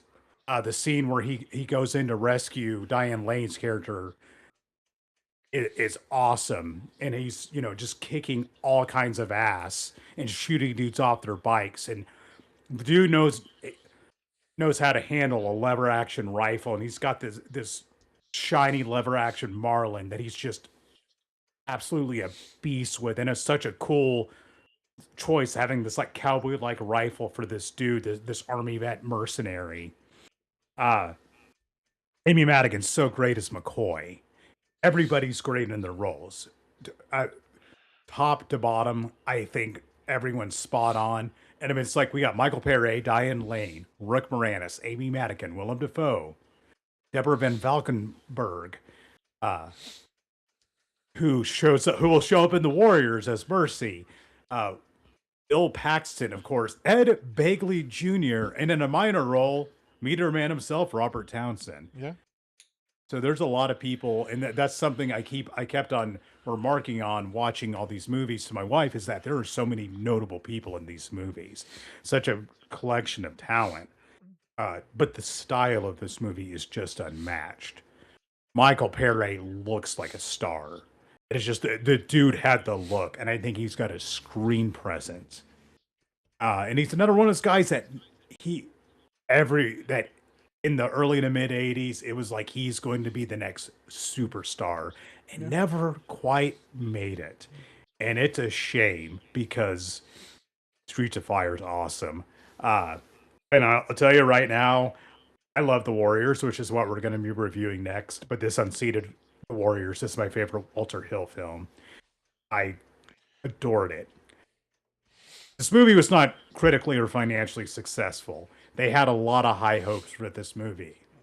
In fact, this was originally supposed to be part one of a trilogy. Walter Hill wrote the script, and initially was called The Adventures of Tom Cody Book One. So we're supposed to have three movies. We have this movie and The City. And the second movie was going to be called The Far City and take place in the wintertime. And it's got to be like snow. So I'll have that, that dazzling visual, just the snow covered buildings and whatnot, and the snow falling, which could have made for some awesome action scenes. And the last one is supposed to be called The Return of Tom Cody. If this sounds awesome, it supposed to take place in the desert, and some are referred to as the concept as being Mad Max esque, which Tom Cody in the desert Yeah. with a bunch of awesome 50s cars. Those sequels sound so amazing. And if they had brought the same kind of style and intensity to it and gotten anywhere near the level of soundtrack, we could have had an all-time great trilogy, in my opinion. And that's what kind of kills me about this, is that it ends, and my wife's like, "Oh, is there a sequel?" I'm like, "Tragically, no, but there was supposed to be." Between the financial, between it flopping at the box office and a bunch of the people who were worked on the movie left and went to 20th Century Fox, it wasn't going to happen. Uh, this was a very personal project for Walter Hill. He really enjoyed it, and it is probably, in my opinion, the most artistic of his movies, at least that I've seen. It's amazing. I think Michael Perry, I think he could have been a big star. It never quite happened. This is my favorite role I've seen him in too. Yeah. I think Tom Cody is such a badass action hero mercenary, and I buy him in the role. A great supporting cast. Diane Lane, who's 18 at the time, I didn't realize she was so young, is great as Ellen Aim in this movie, and she has great chemistry with Michael Pere. And Rick Moranis, I can't recall another movie where Rick Moranis plays as much of a scuzzy character as he does in this, because he's just the scuzziest, most punchable character. Well, not quite as punchable as uh what's his name? Seventh Heaven guy, Stephen. That's true. Yeah, that Collins. guy. Yeah. But pretty close. Stephen Collins, that's right. Yeah. See, I'm more Watch afraid of scuzzy music producer Rick Moranis than I am of bearded Rick Moranis. Yes, I will take Scuzzy, because I wouldn't think it would necessarily be a role he'd be good at. No, he's great at it. He's a total, like, seems like just like a predatory asshole to take advantage of people. He's very hateable, and that's what you need in a scuzzy music producer. Streets of Fire, a rock and roll fable, in my opinion, is a masterpiece. I loved it. Go watch it. There's nothing else like it. Um, However, this movie kind of got a sequel. I read that, but I can't remember what it was, because it isn't Furstenberg and or Valkenberg and Prore in another movie where he plays Cody. Yes, it's called Road to Hell, and it's directed by Albert Pyun, who's apparently a big fan of the movie. I see the trailer. It looks like green screen crap. but I'm gonna have to watch it now. It takes place, because they Road to Hell, I think, came out in 2008, so long after. I think it's 24 years after Streets of Fire. So now we have a jaded Tom Cody on the road who's can't find anything to believe in or fight for anymore. And okay, I'm gonna get around to watching it one of these days. Maybe we'll do an Albert Pun episode, because there's a lot to draw from there. Most of it's crap, but you know what? It's not crap. Streets of Fire. Watch Streets of Fire. No, I like I said, all my nitpicks are just that. Although I will say my only wish. I know you wish for the trilogy. I wish that this was a full blown rock opera with every song written by Jim Steinman, just an out and out, full on rock opera. I I I love the movie as is, although I could definitely see that really working. And I don't think I hit on this enough. Willem Dafoe, go look at pictures of him in this movie with his hair. He is. We figured out in 1984, Willem Dafoe could play creepy and intense so well, and he is great as the villain in this movie. Yeah. Like I said, he looks like he's getting ready to fight Blade. He does. Um, At one point, he's wearing like these leather overalls, and it looks weird as hell. But and there's a sweet sledgehammer fight. straight up sledgehammer fight. Which what other movies have that? Also, there's a line for Bill Paxton. How's her hammer hanging? Which I'm gonna have to casually throw into conversation now. And maybe just like Bill Paxton's movie, grow out an awesome pompadour and rock that. And go around asking people how's her hammer hanging. And Ed Begley Jr. is a random hobo. It's such an out of left field cameo. Well, there's there's the two cops, and one of them is the boyfriend of Sarah Connor's roommate who gets brutally murdered in the first Terminator. Yes. And the whole time he just wants to go to the concert. He just wants to go to the concert. Oh, and the lady who voiced Tommy Pickles from Rugrats, and along with a lot of other cartoon characters, is in this too briefly. So, Streets of Fire starts at a cast unique and amazing. Here's what this is the one I know everybody like the big trend now is like turning movies that you would not think of musicals into musicals. No offense to why we decided to make The Lost Boys into a musical. This is the movie. Make this as a Broadway musical. It would be killer. Like it would be amazing. I don't think Steinman's still with us, but somebody could write music in the style of Jim Steinman because that opening the opening of this movie immediately hooks you. That the Nowhere Fast song, the concert footage, you buy it hook, line, and sinker. Oh, great song. Great opening concert. Just awesome. That's the movie. This movie hits the ground running and never lets up. And his book ended by two awesome musical scenes. Yeah. Well, this is the reason we saved this one for last. This is probably the most well-known of for sure of these six. And it's probably top 3, I would assume. I mean, I know it's probably not as more financial than 48 Hours, but I feel like this is definitely like the Walter Hill, like when you're like from the maker of, this is the one. 1979's The Warriors. Now, before we jump into it, I have to ask, did you watch the original version or did you watch the director's cut version? Okay, I have seen both. I own the director's cut on HD DVD. Because I'm a man of culture. Yes, I've seen both. This time around, I watched the original version. One thing I didn't mention in Streets of Fire that I should have, he uses a lot of really cool scene transitions, which I think really it enhances the movie. Walter Hill's original vision was to like use some interesting scene transitions, like comic book panels and the Warriors to kind of set the stage.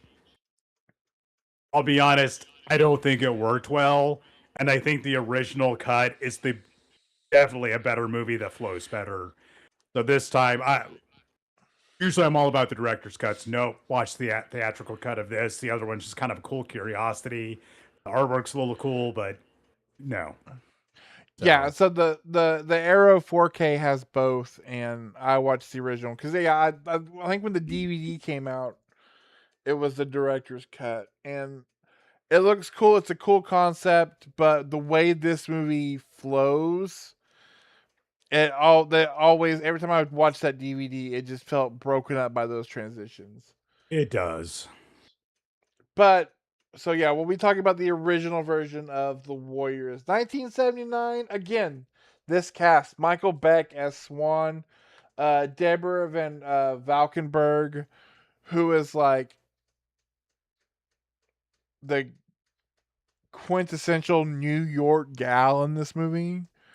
Um, who I was watching this, I was just like, man, she is on another level in this movie. Uh, a young James Remar, um, Lynn Thigpen, uh, and of course the ever speaking of punchable, David Patrick Kelly. Yes. Um, so this movie, watching this, I watched this as a double feature with Southern Comfort. So I watched Southern Comfort and watched this. Um, so it made for a wild ride of a night. Uh, it's so funny because this definitely has all the tropes that by the end of these 6 movies, I felt were kind of the Walter Hill's fingerprints on it. But this almost feels like a lost Carpenter movie. Even when the movie starts, where we're getting kind of like these weird shots of them getting ready to get on the train, this synthesizer score starts in, and we're just we're going down the train tunnels as the credits are coming through. It has that feel to it, but then we get into the movie, and Cyrus, who is the big king of the biggest gang in New York. And if you thought there were a lot of gangs in New York in the film Gangs of New York, you were wrong because there are, I can't remember what the numbers are, like 100,000 gang members just in the gang that just show up because each gang brings 9 members to this big conclave in the Bronx at this park. Is it Pembley Park? I can't I remember. think so. And he wants to unite all the gangs together because what good is holding a little bit of turf when they could all work together and own the city borough by borough because there's no way the cops could stop them. Um, Unfortunately, depending on what side of how you feel about gang activity, um, he is gunned down by David Patrick Kelly for reasons. Um, who then blames it on the Warriors. And so now the Warriors who come from Coney Island are stuck in the middle of New York Island, New York City, uh, with a giant red wanted uh, light above them because every gang in New York is now on their tail. Especially the gang that Cyrus was the lead of. You have even creditable DJs uh, are kind of like not only turning against them, but doing so to a pretty killer soundtrack. And they just got to get back to Coney Island, and so it's a What one wild night trying to get back home in the most hostile territories ever, taking on some of the wildest and weirdest gangs that you've ever seen. I didn't even bother looking at. There's if you go into IMDb, go to trivia, they list out all the names of the gangs. Um, this is. I mean, again, I may I'm. This is still, I think, my favorite Walter Hill movie. Although Southern Comfort like really shot up there. Uh, but man, this is just a movie that it's one of those movies that just kind of scratches every itch for me. You have these memorable characters, you have this amazing world building. Um, it's a One Crazy Night movie, which I love. Um, it's a 1970s New York, and all of its like unflinching graffiti covered ick, but it's kind of awesome in retrospect. It is. Um, you have a killer soundtrack, including uh what may arguably be, I know on like if you go to like because I used it in one of our reels to like promote tonight. It has it listed as the Eagles, but it's a Joe Walsh song, and it may in fact be Joe Walsh's best song, and that's from Yes. somebody who does not a huge fan of the Eagles, but does love some Joe Walsh. Um, Great characters, like I said, it's just this movie is a ride. Um, just a ride because it starts at 90 miles an hour and you just ride it to the end until the wheels fall off. There's never even in moments of like downtime, you're just waiting for what could possibly come up next for these guys. Um, Again, who are fighting seemingly the entire city itself just to get home. Um, it's a great movie. What do you think about, what do you have to say about The Warriors? So I watched this movie the first time I was 18. Watched it in college with our mutual friend Shaw. Went and rented it because I'd always heard what a great, interesting movies The Warriors was, and it didn't disappoint. I love this movie, and it's a simple setup. This gang is framed for a murder they didn't commit, and they have to get from point A to point B, 27 miles across the city of New York to get home to their home territory where they might be safe. Uh, and part of the setup, I really like that these various gangs send representatives to this meeting, but they were told no guns.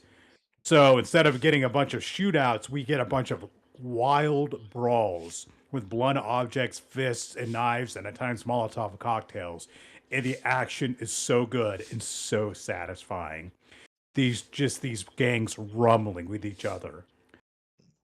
And man, are these gangs some characters. It's like the Rogues, which are led by David Patrick Kelly. Who, let me tell you, if there was ever a guy who was born to play the Joker, it is David Patrick Kelly because the dude's angular looks and it's just like his character in the movie's kind of like the Joker of just I want chaos and I want to watch the world burn and I'm insane. And he is so good and so unhinged in this movie. So you got the Rogues, the Grimacy Riffs, who are the gang Cyrus is a part of, and they're like one of the biggest gangs in the city. Then they get crazier. The Hi Hats, which are a mime themed gang. The Electric Eliminators. The Savage Huns, which is an Asian street gang. Satan's Mothers. The VC Rangers. The Turnbull ACs, which is a skinhead gang. So not skinheads like white supremacists, because they have a variety of ethnicities in their gangs. They're more like the punk kind of skinheads. The hilariously terrible orphans.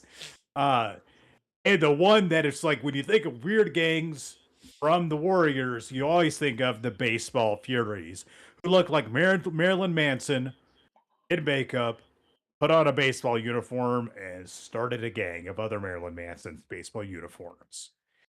You have this gang that there's like one of them was rolling around on roller skates. Uh, they're just such a colorful, really cartoonish kind of gangs. And a lot of it just like, I don't buy that these are gangs in real life. I don't care for the sake of this movie. This really seems like something that's like you'd read in a comic book, and that's how this movie comes across. Like it's a comic book brought to life with a colorful array of characters and a simple setup. And the simplicity really helps this movie. We go from because it doesn't need to be complicated. These guys are just running into one dangerous scenario after another while trying to survive, trying to avoid other gangs, trying to avoid the cops, while 100,000 people in the city of New York are coming down upon them. Like they get on the train, like, oh man, we're home free, and then they burn down a train station in front of them. Uh, uh, my wife asked some questions like, how are they getting the word out? There's, these gangs must have these. This is before the internet, before cell phones, so they had these complex methods of communication to pass word and people waiting by phones, and it's just some of the air, using payphones and whatnot. It's just some of those touches of the eras that I just love. That they just can't, call for help or whatever, and that it's the middle of the night, so they can't just hail a cab, and there's just danger lurking around every corner. In late '70s New York, and Tommy pointed out the urban decay genre. It is strong in this one. It is such a fantastic setting. The dimly lit streets, the graffiti, the crumbling buildings. New York is almost a character in itself in this movie. Uh, the Warriors are an interesting group of guys too, and it's like Ajax, played by James Remar, is just complete total douchebag. But a lot of the other characters, like the main character Swan, favorite character in the movie. He's just like interesting, stoic, and a card carrying badass. And you have one of the guys of the movie who's like straight up got like the Native American like necklace and stuff and feathers. It's a very colorful group. I love their jackets. It's just and I just like their vests.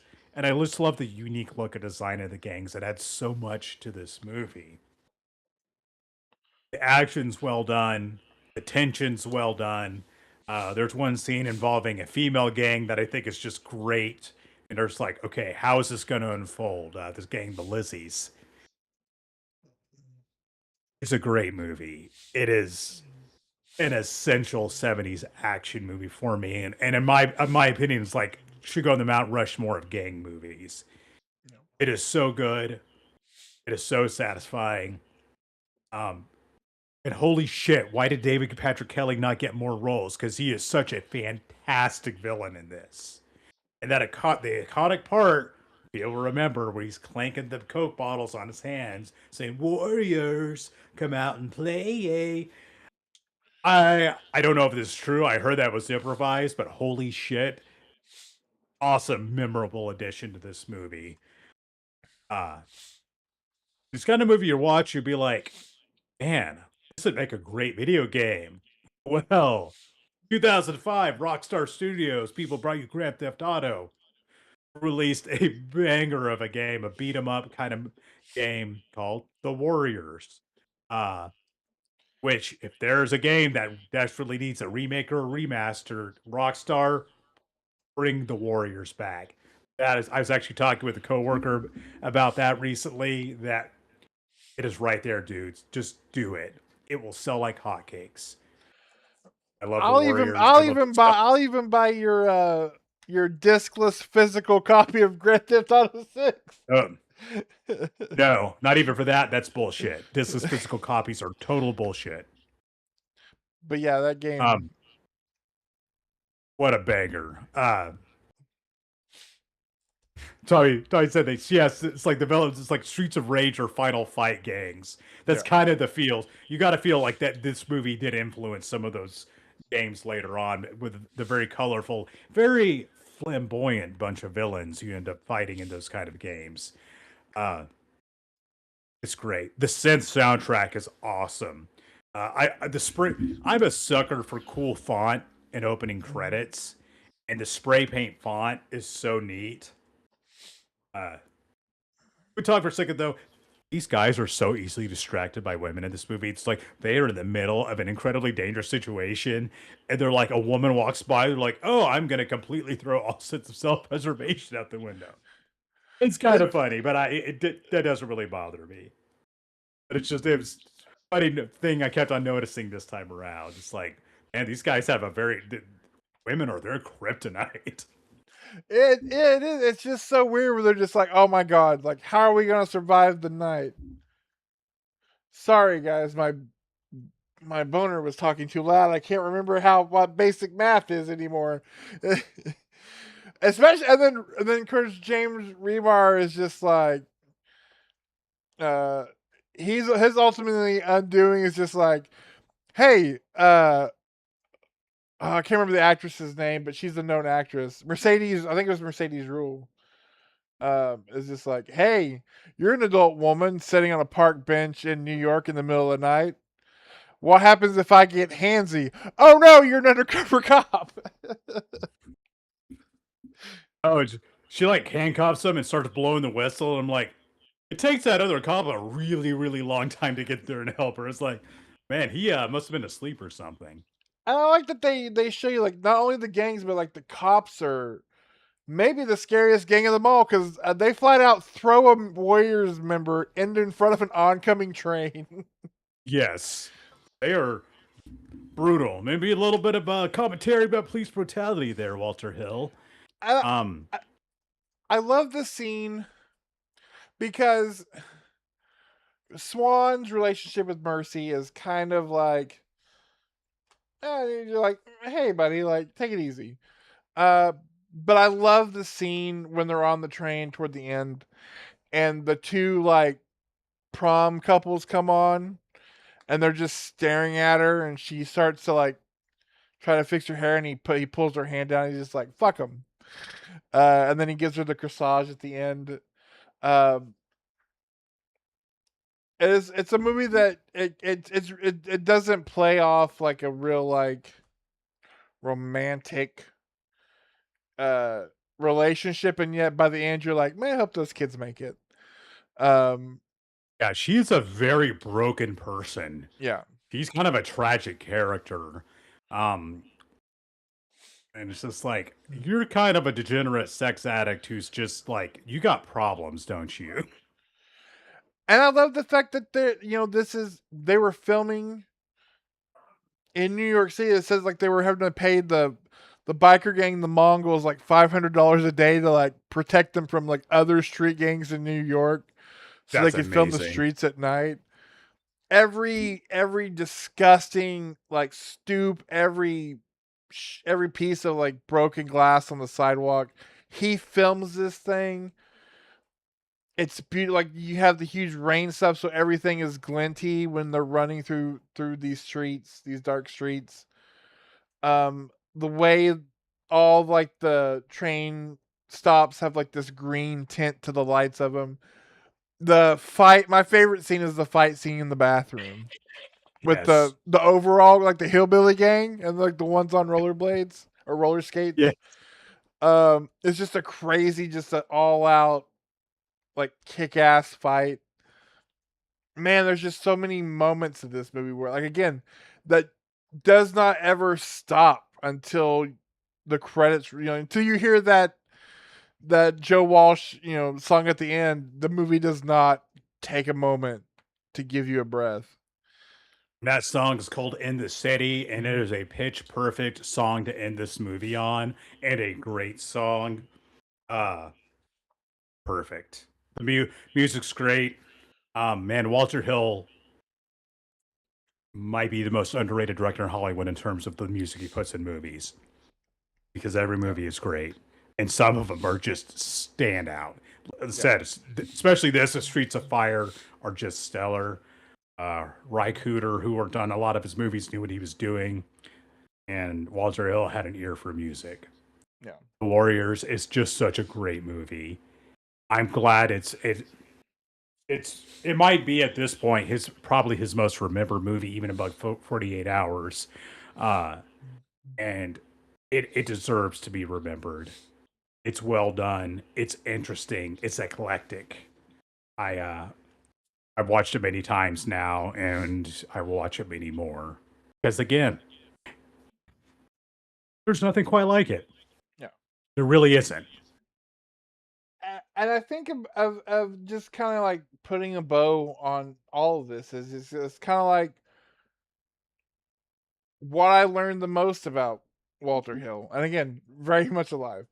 Uh, he's doing fine.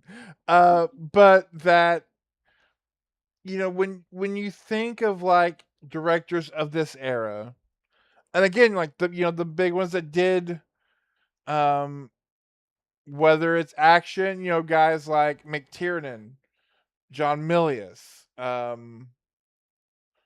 or they branched into thriller horror with De Palma, like all those guys that kind of had their their start and stop along this line of these certain movies.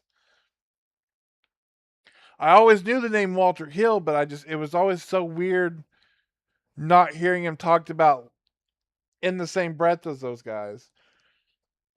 And now with and again, we've just covered 6 movies. The guy had like a 40-year career.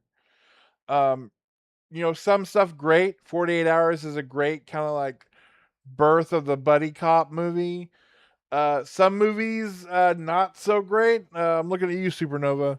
But uh, each one was wholly different, and so again, that's one reason why I don't think he kind of has that legacy. But yet, um, I feel like at the end of the day, when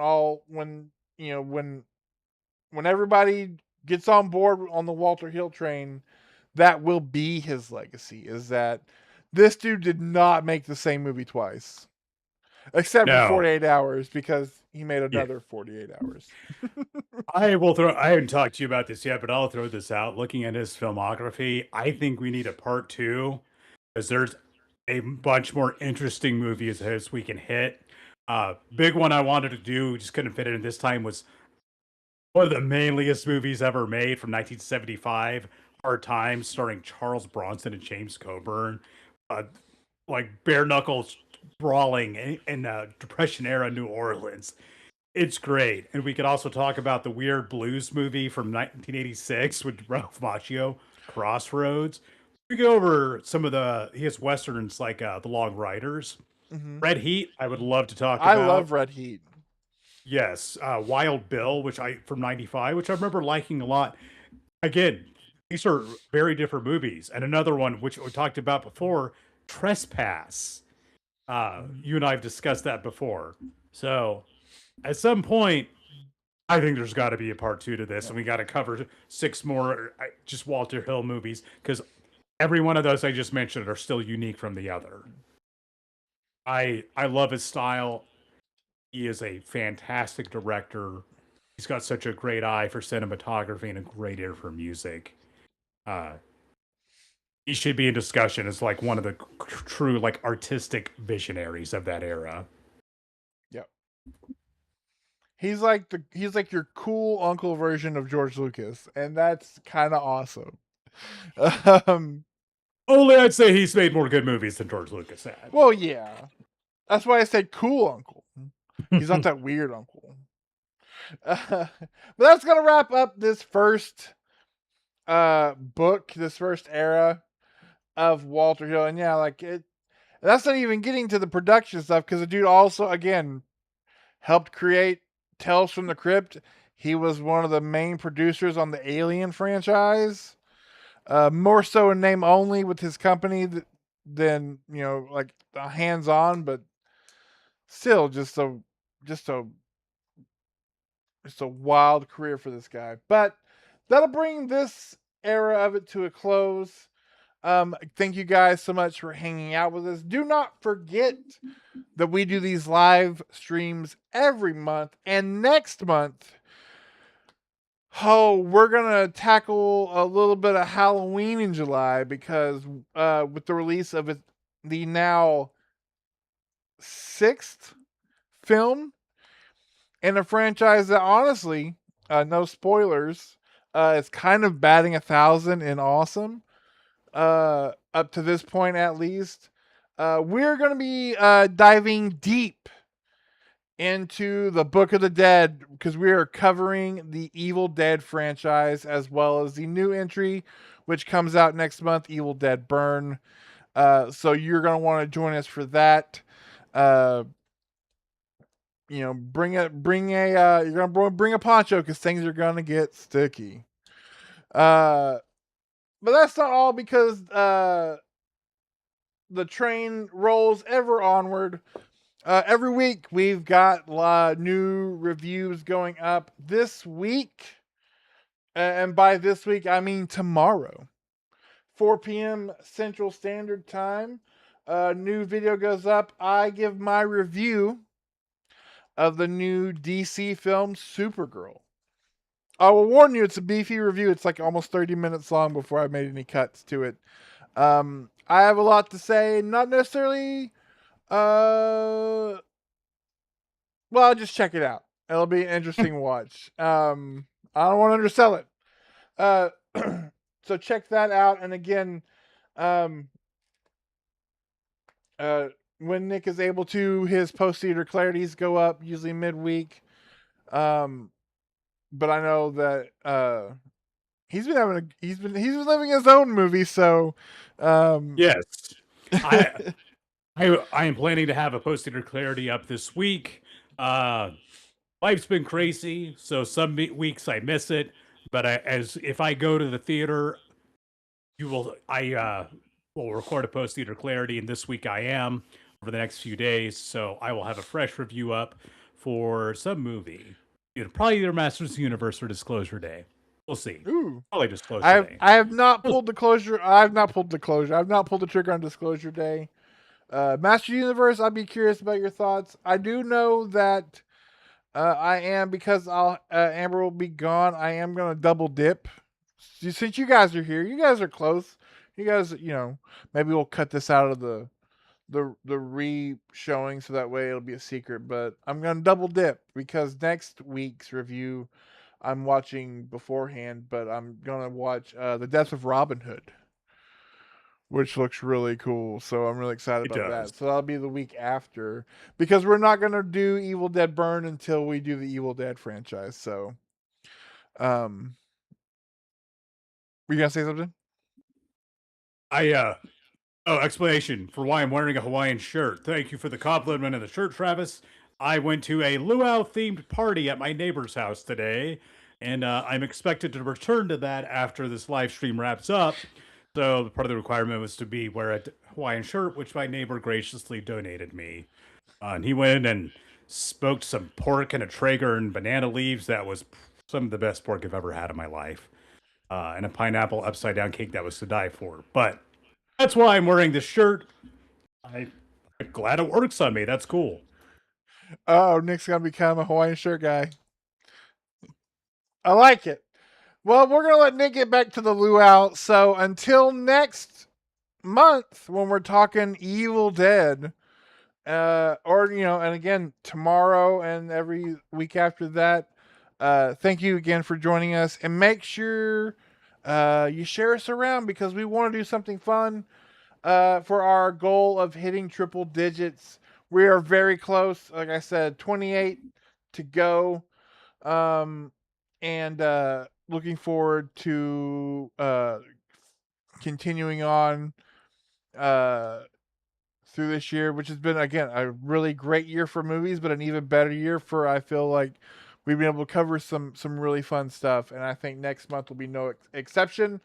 So make sure you join us all back here for then, and until then, uh, I am Jason, And I'm Nick. and we will see you guys next time. Tommy, Bye. Travis. Thanks, fellas. Later.